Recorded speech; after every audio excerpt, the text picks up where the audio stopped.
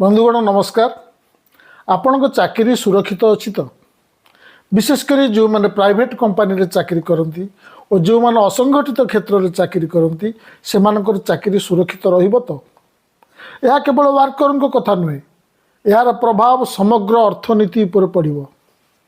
नवेम्बर 21 तारिख दिन आम केंद्र सरकार श्रमिकों संपर्कित 29 आईन को एकाठी कर 4टी कोड बनई जार से नोटिफिकेशन कर से 4टी कोड है code on wages 2019, industrial relations code 2020, code on social security 2020, occupational safety health and working condition code 2020।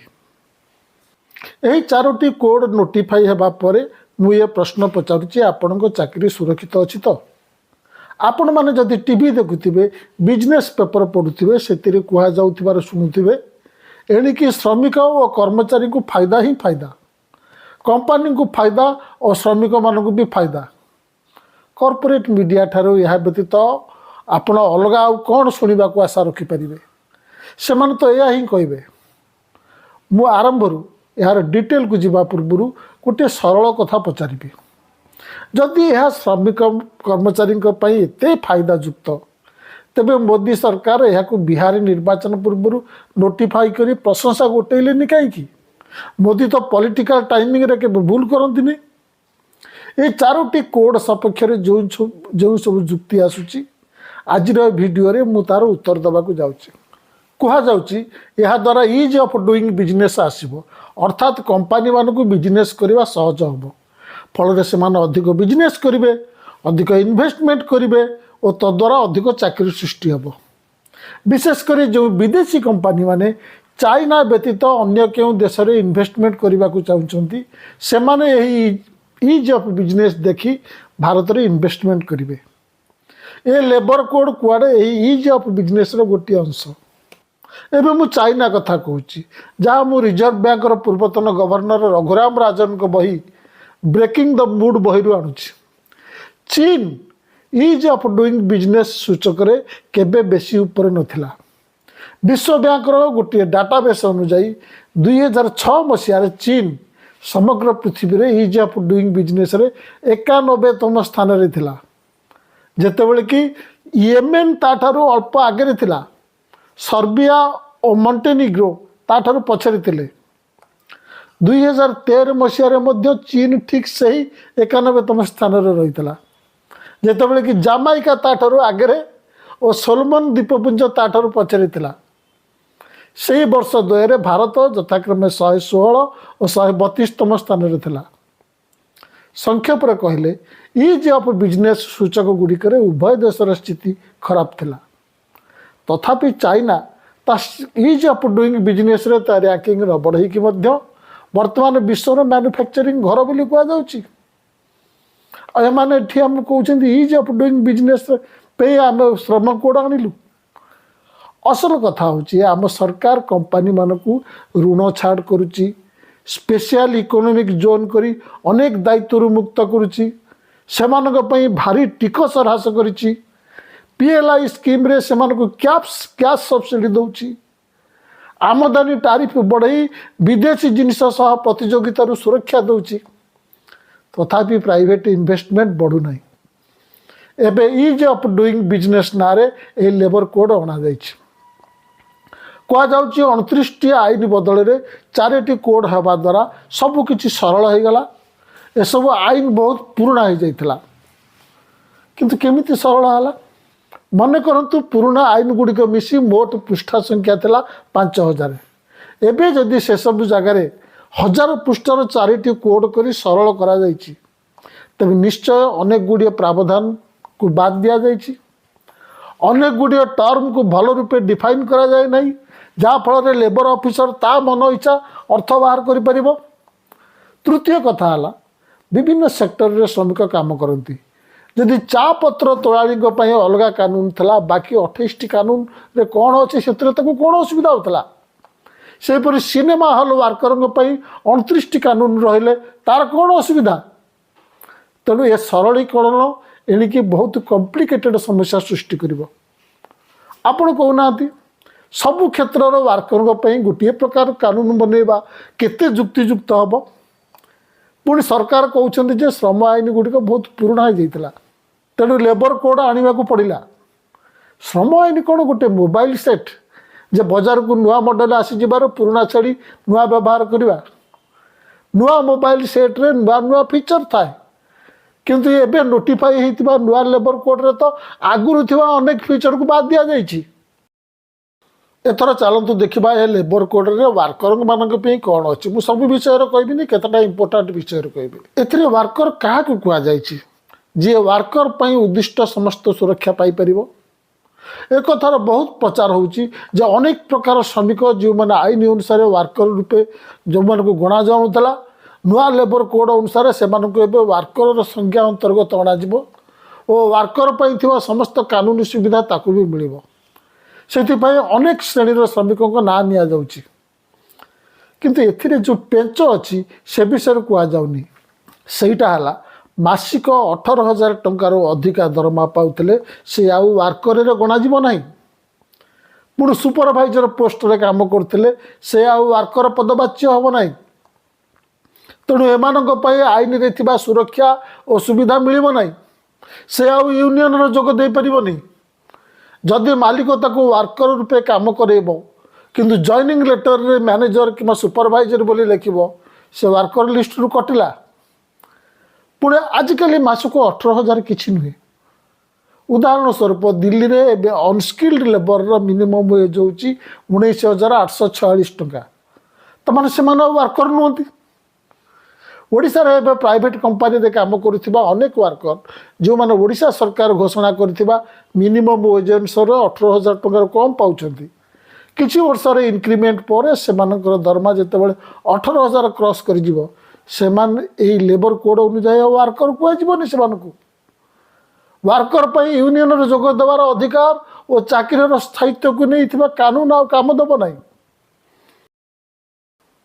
यही लेबर कोड रे आउ गोटे नुआ जिनस अच्छी ताहला फ्लोर वेज तार अर्थ है कौन से राज्य सरकार जितेबाला निज राज्य मिनिमम वेज घोषणा करेंगे सर्वनिम्न मजूरी घोषणा करेंगे से मिनिमम वेज जमती फ्लोर वेज ठारू कम हेब ना यही फ्लोर वेज केते हेबो ता एपर्यंत घोषणा ही नहीं तथापि गोटे एक्सपर्ट कमिटी सरकार को प्रस्ताव देछि या को मासिक 9,375 टंका करने को एटार प्रश्न होछि जदि सरकार गोटे मिनिमम वेज घोषणा करछन्ती सेटा तो मिनिमम फ्लोर वेज नाम रे ता ठारू आउरी कम आउट वेज कांकी रहिबो कौन या द्वारा सरकार धीरे धीरे मिनिमम वेज कॉन्सेप्ट हटेबा को चाहुछन्ती सरकार विभिन्न कैटेगरी पे जो भिन्न भिन्न मिनिमम वेज घोषणा करुछन्ती सेतिरे राज्य सरकार आउ गोटे कैटेगरी श्रमिकों भिन्न एक मिनिमम वेज रखिबेनी तो जोटा कि फ्लोर वेज सहित तो समान हम फ्लोर वेज कहीं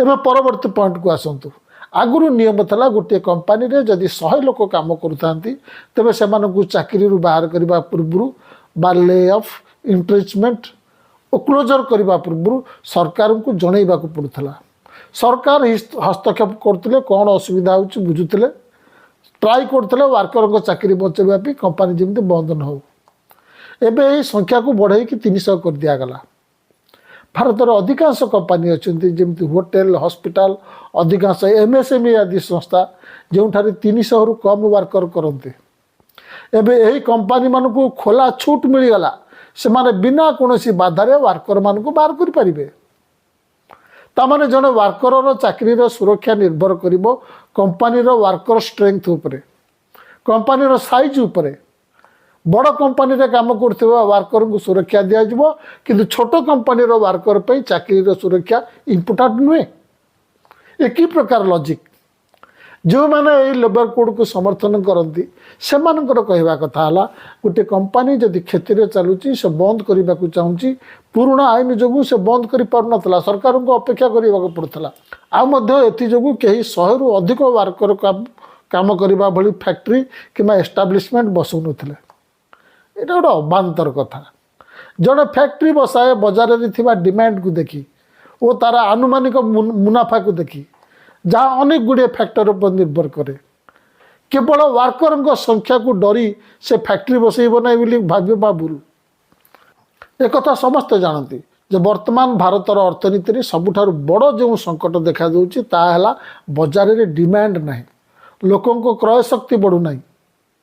आपण आ गोटे कथा भावतु जिते बड़े देशर बेरोजगारी बढ़ुची, कम दरमार काम करने कौन लोकंर अभाव नहीं, सेतेबेले सरकार वर्कर को शोषण सुरक्षा देवा कथा ना मालिक को सुविधा देवा कथा। सरकार ताले कहीं अच्छी सरकार निजर भूल नीति जो देश में डिमांड क्रिएट कर पारुना और प्राइवेट इन्वेस्टमेंट बढ़ुना, से साधारण श्रमिक मैंने कहीं दंडित हे कौन छटई बढ़िया द्वारा लोकों क्रय शक्ति बढ़ देशर डिमांड बढ़।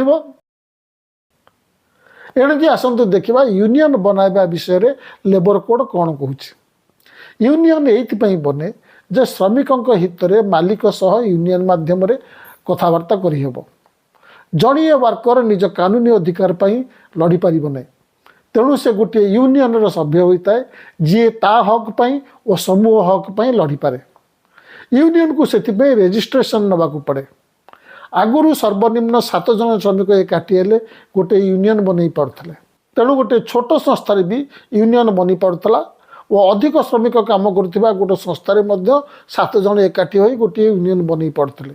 एबे सेटा हो गला सर्वनिम्न 100 जन कि मोट वर्कर संख्यार 10 जन 10%। किंतु असुविधा होची ए शर्त रे जे रेजिस्ट्रेशन पर सबु समय रे सही मिनिमम संख्या को बजाय रखा पड़ो।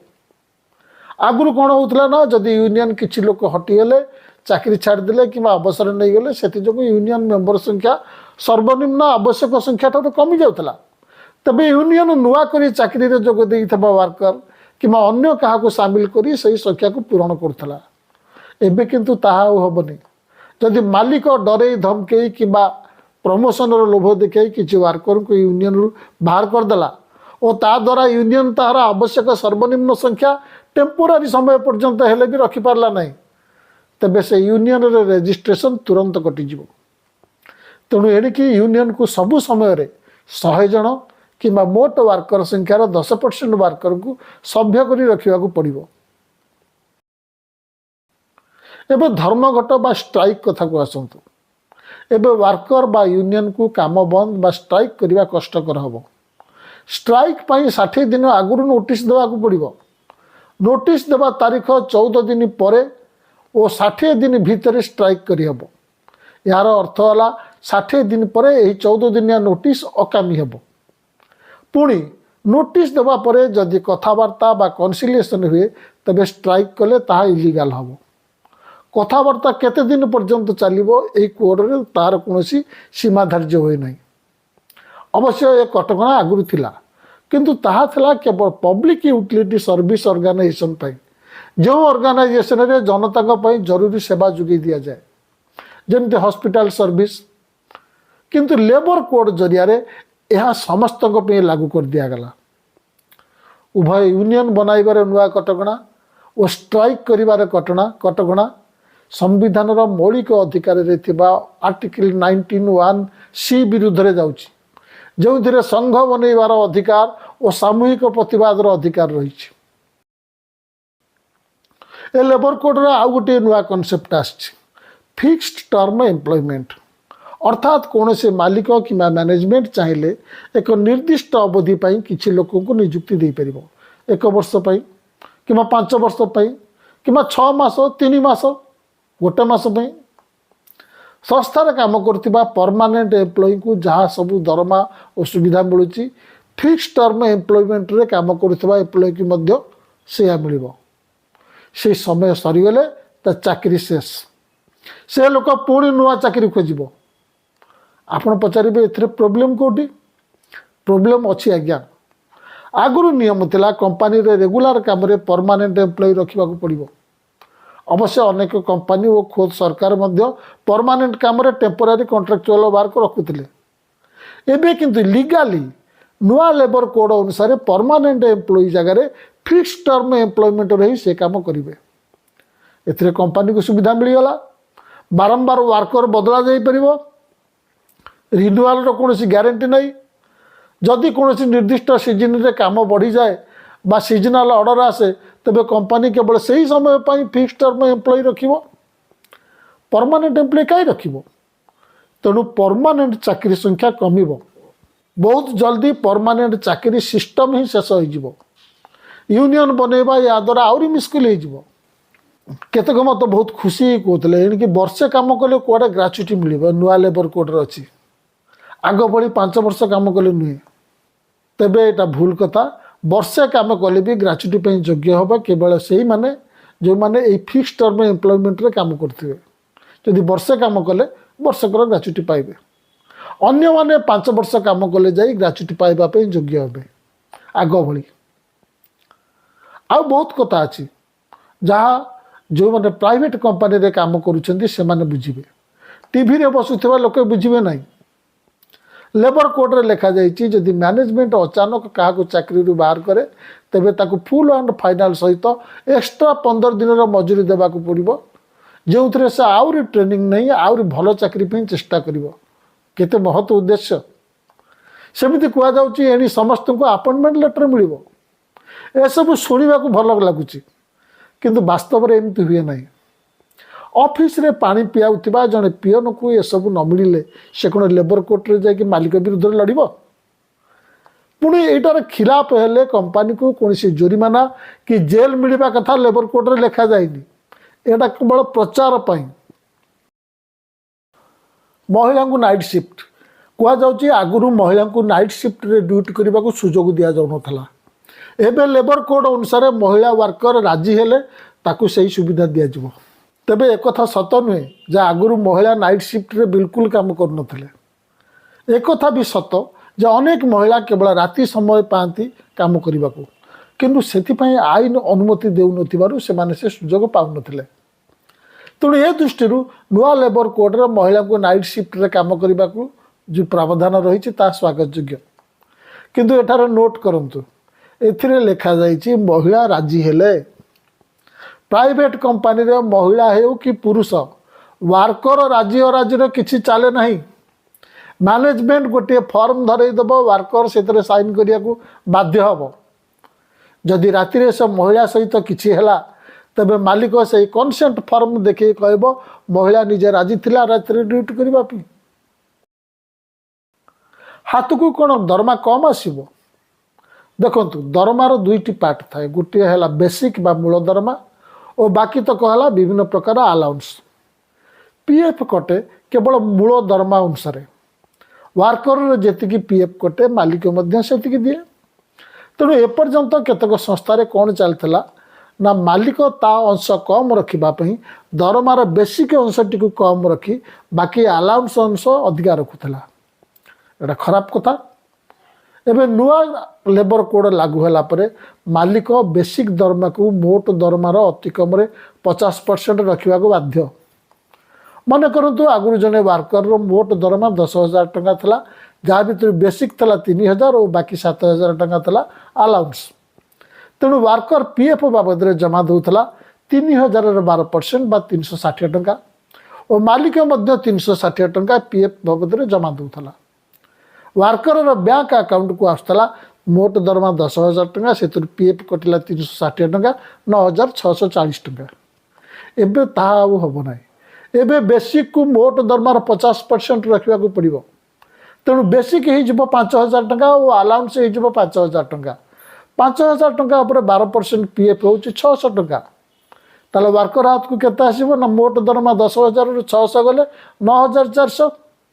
आगे जो हाथ को 9,640 टंका आसला एबे ता कमीगला। तेणु एबे मासक जी हाथ को आसूला ता कमी जारू वार्कर को तार मासिक खर्च बजेट को आउ थे देखा पड़ो। किंतु यह वार्कर पूरापूरी खराब नुहे, कारण जी कटिला ता वार्कर पीएफ अकाउंट जमा होकर रहा जहाँ ताको परे मिल। मालिक आगुरी वार्कर पीएफ 360 टंका दूसरा एबे 600 टंका दब। मालिक से टंका कौटू आनिब कहते दानी करन। मालिक से अतिरिक्त टंका से उत्पादन करुवा जिनिसर दाम बढ़ाई ग्राहकों ठारू आदाय करिवो।